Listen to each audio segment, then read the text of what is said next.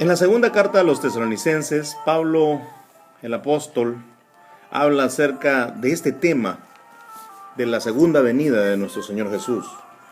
¿Cómo hallará a los suyos? ¿Cómo los encontrará? ¿Cómo vendrá en esa segunda venida? ¿Con qué disposiciones de Dios vendrá? Podemos ver eso en 2 Tesalonicenses, en el capítulo 1, en el versículo 6.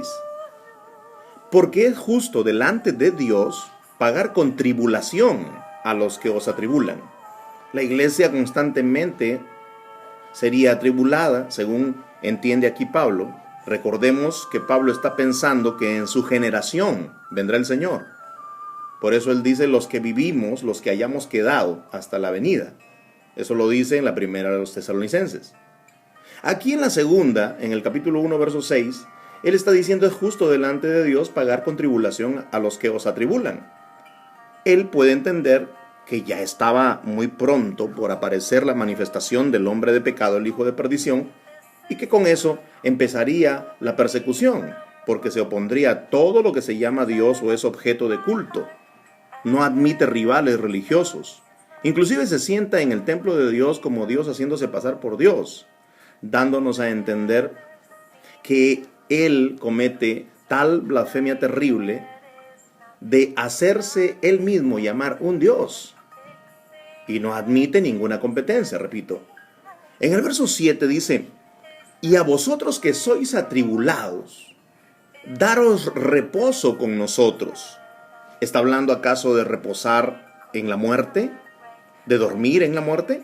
No. Está diciendo, daros reposo con nosotros cuando se manifieste el Señor Jesús desde el cielo. Cuando dice aquí, cuando se manifieste el Señor Jesús desde el cielo, con los ángeles de su poder, el verso 7 al final, está hablando acerca de la segunda venida de nuestro Señor. Está hablando de la parusía.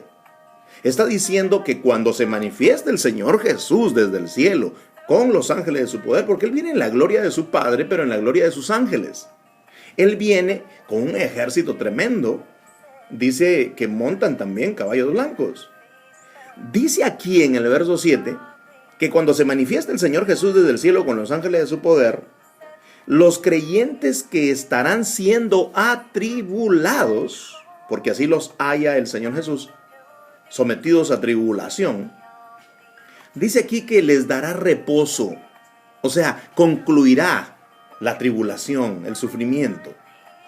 Ahora, pero en el verso 8 dice, en llama de fuego. ¿Quién viene en llama de fuego? El Señor Jesús. Seguramente los santos ángeles también, ángeles de fuego, envueltos en llama de fuego. ¿Para qué? Dice el verso 8, para dar retribución, o sea, el pago, para dar retribución a los que no conocieron a Dios. Para dar retribución a los que no conocieron a Dios significa a los que no quisieron ponerse en orden delante de Dios, ni obedecen al evangelio o al evangelio de nuestro Señor Jesús Mesías. O sea, no obedecen al evangelio del reino, que habla de la justicia, que habla de un futuro glorioso para esta tierra. No lo obedecen, lo desprecian, lo menosprecian. Pero note usted aquí, ¿cómo viene en su segunda venida de nuestro Señor Jesús? Viene en llama de fuego. ¿Cuándo dará reposo a los creyentes el Señor Jesús? Cuando venga a dar retribución. Cuando el Señor Jesús venga a dar retribución en la segunda venida, o sea, el pago a los malos que estén sobre la superficie terrestre, entonces allí mismo dará reposo. ¿Dónde? En las nubes del cielo, arrebatando de pronto a los suyos, y los suyos estando en pie en medio de las nubes, contemplando la justicia de Dios por medio de Jesús y contemplando la ira que el Cordero está derramando sobre la tierra. ¿Nota? Entonces estamos hablando de una segunda venida en llama de fuego. No es una segunda venida secreta, sino una segunda venida en llama de fuego. Es decir, ya para dar la retribución, ya para pagar al malo. ¿Usted ha escuchado acerca de la venida de nuestro Señor Jesús para dar el pago al impío? Para pelear contra los que se le oponen, para destruir a la bestia. Esa segunda venida es para dar reposo a los que son atribulados en la tierra. Vuelva y lea el versículo 5. Esto es demostración del justo juicio de Dios, para que seáis tenidos por dignos del reino de Dios, por el cual asimismo padecéis. ¿Correcto? Entonces, note usted cómo uno ha de ser tenido por digno de entrar al reino de Dios, y la demostración del reino, la demostración de la justicia de Dios es tal, verso 6, porque es justo delante de Dios pagar con tribulación a los que os atribulan. Así es. El Señor Jesús viene a atribular a los que hasta allí hayan estado atribulando a su pueblo, a su congregación. La segunda venida es con poder, con los ángeles, en llama de fuego, para dar el pago a los impíos y para dar el galardón a los santos. El mismo día en que se paga el impío, verso 8, es el mismo día que se da reposo a los santos, en el versículo número 7. Verso 9, dice que los impíos sufrirán pena de eterna perdición. Pena de eterna perdición. La Biblia habla de los impíos y habla de su destrucción, habla de que no se los verá más, habla que desaparecerán, habla que se perderán, etc. Dice los cuales sufrirán pena de eterna perdición, excluidos de la presencia del Señor y de la gloria de su poder. O sea, ellos no van a tener inmortalidad, sino más bien fuego, porque el Señor Jesús viene en llama de fuego. Ve el verso 10. Cuando venga en aquel día en llama de fuego con los ángeles de poder, en aquel día para dar pago a los impíos, cuando venga en aquel día, verso 10, para ser glorificado en sus santos. Note usted cómo recién los santos tienen la oportunidad de glorificar al Señor Jesús en su segunda venida. Antes no. Absurdo es pensar que al momento de la muerte uno va a contemplar la hermosura de nuestro Señor Jesús, que uno va a admirar al Señor Jesús, porque aquí el verso 10 está diciendo que eso de admirar y de glorificar a nuestro Señor Jesús será en su segunda venida, porque allí los muertos volverán a la vida. Y cuando los muertos vuelvan a la vida estarán conscientes entonces para poder ver a nuestro Señor Jesús, para glorificarlo y admirarlo. Verso 10, cuando venga en aquel día para ser glorificado en sus santos y ser admirado en todos los que creyeron, por cuanto nuestro testimonio ha sido creído entre vosotros, dice Pablo. O sea, estamos hablando aquí de los santos que esperan vivos aquí en la tierra al Señor Jesús, en esa última generación de la iglesia, pero también está hablando de los muertos en Cristo que resucitarán primero. ¿O usted cree que está excluyendo a aquellos que han muerto en fidelidad y que duermen en Cristo para despertar gloriosos en aquel día? La resurrección, mis queridos amigos, es en el día final. No es antes del día final, es en el día final. Es en el día postrero. ¿Lo sabían acaso los judíos en su doctrina de las escrituras del Antiguo Testamento, como le llaman algunos? Claro, los judíos sabían esta palabra, sabían esta doctrina. Por eso, cuando en el caso de la muerte de Lázaro, cuando nuestro Señor Jesús menciona que despertaría a Lázaro, que levantaría a Lázaro, ¿qué le responde? ¿Qué le contesta la hermana de Lázaro?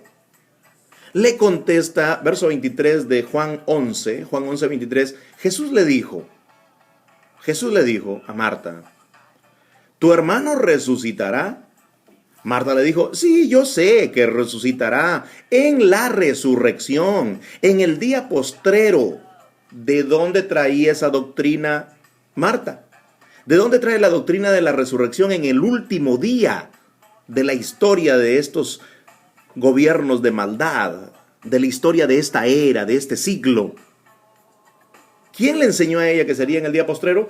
Ella lo estudió, en la sinagoga siempre se hablaba, se decía que en el libro de Daniel se decía que en el último día, en el último día de la historia de los gobiernos terrenales, Dios iba a levantar resucitados a los suyos. Por eso la orden a Daniel: anda, Daniel, y descansa. Tú irás hasta el fin, en descanso, y te levantarás para recibir tu heredad. Pero también se le dice a él que muchos de los que duermen en el polvo serán despertados. ¿Cuándo? En el día final, en el último día. Por eso se habla aquí del último día. Yo sé que resucitará en la resurrección en el último día, versículo 24. Nuestro Señor le está diciendo que lo iba a resucitar en ese preciso día, pero ella estaba entendiendo que era la resurrección del último día. Alguien dirá: no, pero ella de repente creía una falsa doctrina. No es así. Nuestro Señor Jesús habla de esa resurrección. Él habla que el que cree en Él, entonces nuestro Señor Jesús será el encargado de resucitarle en el día postrero. Así dice nuestro Señor: yo le resucitaré en el día postrero. Correcto. Vamos a hablar en San Juan, en el capítulo 6, para ir finalizando esta parte, para que veamos nosotros que la resurrección es en el día postrero, por tanto, es en la segunda venida que los santos pueden glorificar y pueden admirar a Jesús por primera vez. Dice aquí en Juan, en el capítulo 6, en el verso 40, o en el verso 39, y esta es la voluntad del Padre, el que me envió, que de todo lo que me diere yo no pierda nada, sino que lo resucite en el día postrero. También tenía la doctrina de la misma Marta.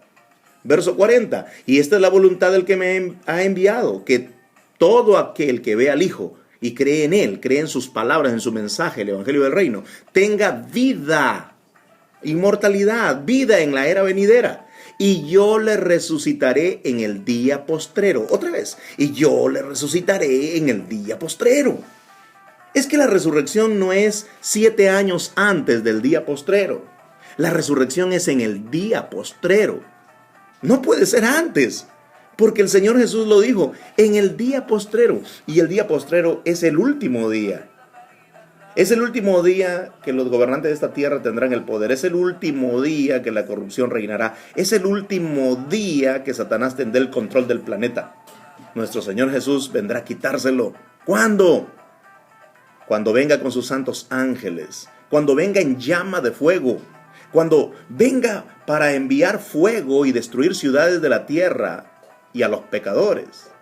Pero eso sí, antes que llegue aquel día terrible de la ira, en donde será vaciada en un cáliz la ira de Dios, la ira del Cordero también, cuando eso vaya a suceder, la iglesia, la congregación, será librada, será llevada a las nubes del cielo para que no reciba esa sentencia, ese castigo, porque no estamos puestos para recibir la ira. Porque esperamos de los cielos a Jesús, quien nos libra de la ira venidera. Examinemos esos versos, los examinaremos a detalle en nuestro próximo programa. Y no se lo pierda, porque estamos desarrollando este tema tremendo en la Biblia acerca de nuestro Señor Jesús, su segunda venida, para dar el galardón, para dar el pago, tanto a los suyos como también a los pecadores.